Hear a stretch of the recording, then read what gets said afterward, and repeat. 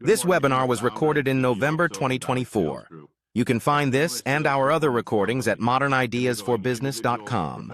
You can find out about future webinars at modernideasforbusiness.com. To achieve and exceed their revenue and growth. I'm happy to introduce our speaker today, Clint Tripodi, National Human Capital Practice Leader at the Liberty Company. Clint holds an MBA in Human Resources and has been awarded certificates in HR Strategic Planning from Harvard Business. Again, now some of my companies will take it right down to the roadmap level. And then finally, once we have kind of the structure of what the strategy looks like, what's critically important is to take a look at resource allocation. I tend to call it an investment portfolio. And the way I do this is by facilitating a discussion saying, okay, given this strategy, given our game plan, given everything that we need to do to align the organization to achieve these opportunities, what investments do we need to sow? What seeds do we need to start planting today to get results tomorrow? What are we working on right now that is growing and will likely reach the next stage, which is harvesting? Which means what should we harvest that we're doing really, really well right now? And then the last category is probably the most important. What do we need to plow under to make space to grow, sow, and harvest? A lot of organizations have redundancies, right? And they're reluctant to let go of their redundancies to make space for growth. And I can tell you right now, and I've seen this many, many times, legacy and nostalgia will kill an organization. Traditional practices, this is how we've always done it. Oh, this is a product that's near and dear to the founder's heart, but it's not making any money anymore. You have to have the discipline and the courage to plow under legacy practices in an organization. Our world is changing so fast that you have to change with it. There's not one company that I work with that looks out more than 3 years. And I will say that 90 to 95% of my company, when they build a game plan, it's in 1 year increments, broken down by quarter. Every quarter, what's working, what's not working. After 6 months, a look back, keep, stop, start. At the end of the year, look back again, reset strategy, wash, rinse, and repeat. Again, they're developing a culture of strategy, and they cannot imagine doing business any other way. So that's kind of the core elements of the strategic plan. I know there's some other pieces in here that you can do, right? But I would say for those companies that really do a deep dive on strategy in some form or fashion, they're having robust conversations around these elements. So I want to talk a little bit about success factors in a minute, but so many years ago, I read The Art of War, and I'm sure many of you have as well. I love this quote by Sun Tzu: strategy without tactics is the slowest route to victory, right? You can get there, but it might be painful. It might take a long time. You might burn a lot of cash, but you might not be able to sustain it, let alone grow it, right? Tactics without strategy is a noise before defeat, because you don't even see what's coming at you, because you have not planned and prepared for it. My clients who have a relentless focus on strategy can't imagine running a business without having some formal plan and driving the culture of strategy down through the organization. So let's take a look at some of the success factors. Okay, so yeah, you have a great strategic plan, and that's absolutely a start, okay? So the first one, and this is what I hear again and again and again, it's all about team alignment. About 10 years ago, I was down in Southern California working with a company that was in the RFID space. That's radio frequency identification. So if you know that technology, you basically can tag anything and have it connected to a remote computer, right? And then it can kind of track movements. And so this whole company, basically, they wanted to track every shopping cart in the world and monitor customer tracking behaviors. Well, after a 2-day strategic planning session, it came down to laser-focused U.S. domestic healthcare market. That's our laser focus. And I remember at the end of the session, the chairman of the board came to me and he said, I don't know how you did it, but for 3 years, we were trying to get the team committed to that. And to me, what was significant was at the end of that meeting, there was 11 executives plus the board attended. The CEO went to every executive and he said, U.S. domestic healthcare market, are you in or are you out? Boom, boom, boom. Each one of them said yes. Now, During the 2 days, they all had an opportunity to lean into each other. They all had an opportunity to address the elephant in the room. But at the end of the day, they walked out aligned, because nothing's going to break down the execution of a strategy more so than if you have a leader walking out of there and telling the rest of their colleagues back at the workforce that, hey man, this strategy, it's bogus and it's not going to work, and I don't have faith or confidence, or I don't agree to it. So that alignment at the senior level is so important. So strategy, in a lot of cases, it's like change management. It might start at the top, but it happens at the bottom. It's that middle management and employees that need to buy into the strategy. And they buy into the strategy based on the tone of leadership from their leaders. And that's why at the very beginning, I talked about the link between strategy, leadership, and culture. That will equal results.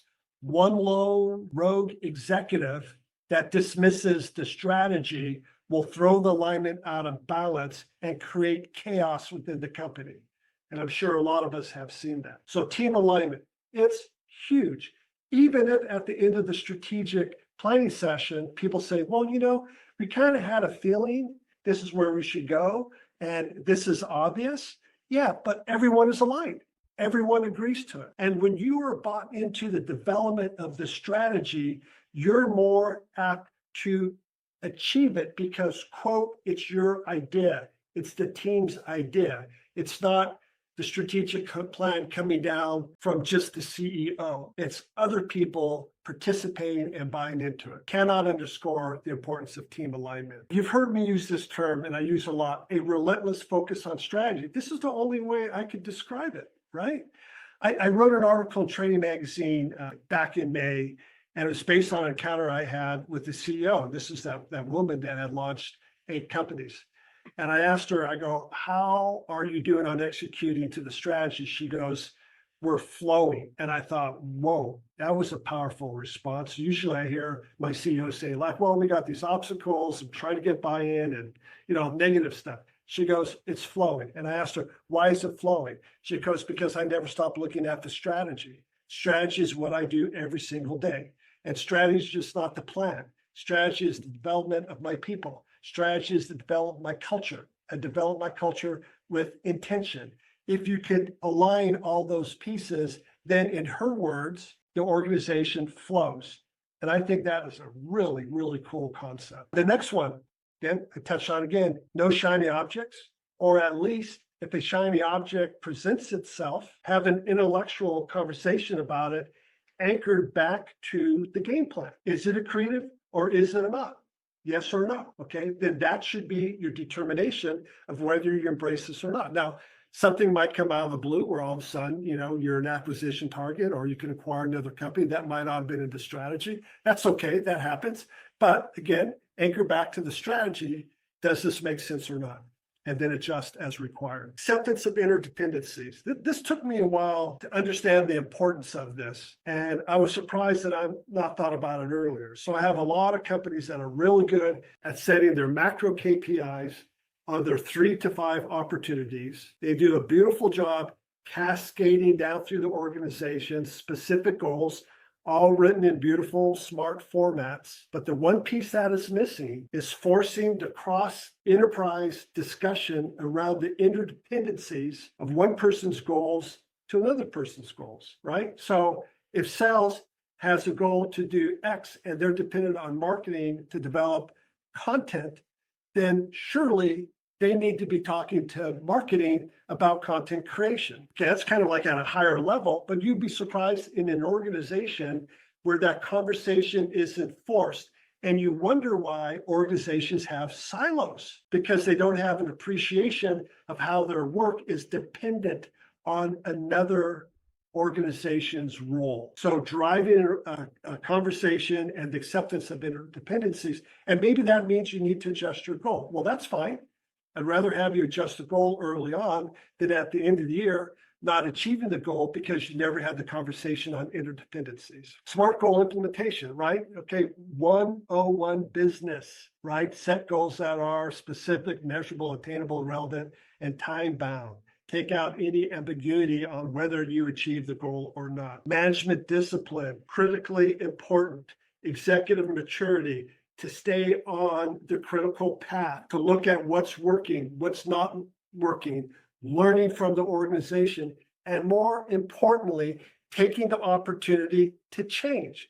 This is how companies achieve a competitive, sustainable advantage. They learn from what's working, what's not working, and they take the opportunity to change. I talked about it before, agility. That's been my key word going to all my strategy meetings of the last 3 years. We're in an era of VUCA. We'll have our best laid plan, but we don't know what the future is going to bring. We need to be agile. Giving the employees responsible for executing to the strategic plan, the RAA, the responsibility, the accountability, and the authority to actually achieve results. Resource allocation and obstacle removal. A lot of people ask me what leaders do. Leaders do 4 things at the macro level, the highest level. They set vision and strategy. That's what we're talking about here. The second thing they do is they have a relentless focus on the development of their people. The third thing is they make sure that people have the resources to do their job. And the most difficult one is the fourth one, and that is removing obstacles. Some obstacles are known, some organizational obstacles are unknown, but resource allocation, obstacle removal is an important output of a strategic plan. And then lastly, I can't say enough about this. Maybe this is a future webinar, right? Communication is the thread that runs through everything. You have the best strategy, the best leadership, etc. If you don't have the right communication methodology, then it's going to fail. What I love about strategy isn't just giving your employees more information. They don't want more information. They get that every day. What your employees want is insight. Strategy is insight. Insight gives your employees clarity. With clarity comes comfort. They